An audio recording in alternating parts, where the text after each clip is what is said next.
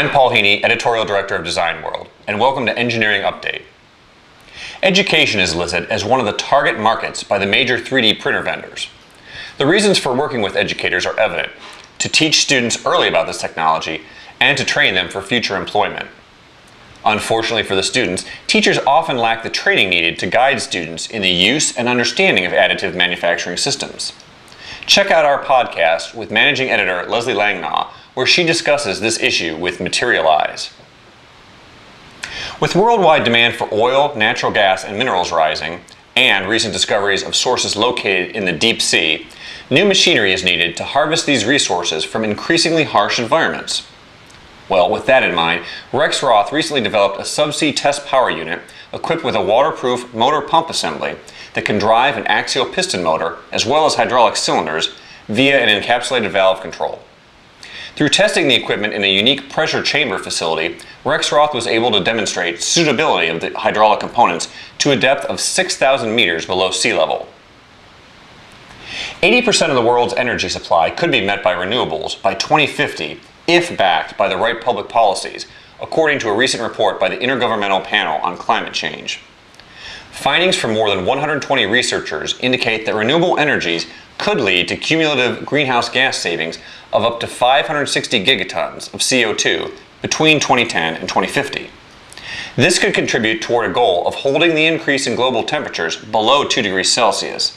That's an aim recognized in the United Nations Climate Convention's Cancun agreements. Less well-known parts of the UN Cancun agreements include having another one of these drinks in a pineapple and renting jet skis tomorrow. PTC launched version 1.0 of its Creo software this week at Planet PTC 2011 in Las Vegas. According to the company, Creo software enables enterprise-wide participation in the product design process.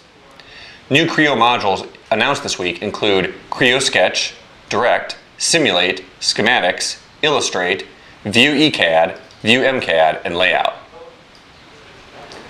Also at Planet PTC, the company announced that it has pumped more than $100 million in R&D into version 10 of its Windchill PLM software. Also, Hypersizer version 6.0 is new. It's structural sizing and analysis software for reducing weight, maintaining strength, and increasing manufacturability of complex composite and metallic designs. Lastly, GE has developed what it calls a first-of-its-kind power plant. By rapidly ramping up and down in response to fluctuations in wind and solar power, the technology will enable the integration of more renewable resources into the power grid. The Flex Efficiency 50 combined cycle power plant is rated at 510 megawatts and offers fuel efficiency greater than 61%.